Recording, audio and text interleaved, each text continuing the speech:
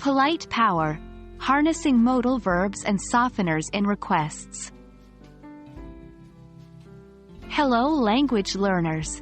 Today we're going to dive into the world of politeness in English conversation. Modal verbs and softeners play a critical role in how we make requests, especially when considering different cultural contexts. We'll explore how to use these tools effectively to come across as respectful, considerate, and appropriately assertive in your English communications. Modal verbs are auxiliary, or helping, verbs that express necessity, possibility, permission, or ability.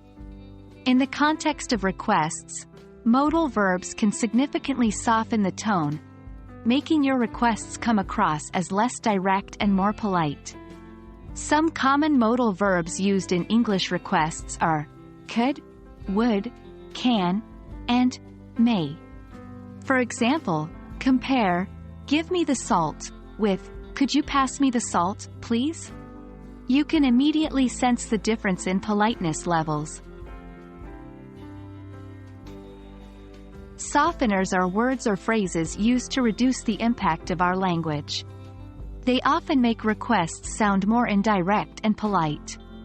Common softeners in English include words and phrases like just, perhaps, if you don't mind, would you mind, possibly, and I was wondering if. For instance, saying, "Could you possibly lend me your book?" sounds less direct and more courteous than, "Can I have your book?" Often, the most polite requests combine both modal verbs and softeners. This strategy is especially useful in more formal situations or when you're communicating with someone you don't know very well. For example, instead of saying, "Can you email me the report?" you might say, "I was wondering if you could possibly email me the report when you have a moment." This version is much softer and shows a high level of respect for the other person's time and effort. Remember that the use of modal verbs and softeners can vary widely between cultures. Some cultures value directness, while others place a higher value on indirectness and high levels of politeness. As you continue your English language journey, you'll start to notice these subtle differences and adjust your language use accordingly.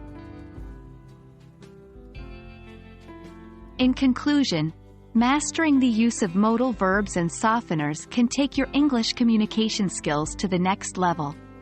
Whether you're making requests in a casual or formal setting, these tools can help you navigate conversations with grace and respect. Remember, practice makes perfect. So, go out there and start experimenting with these new language tools.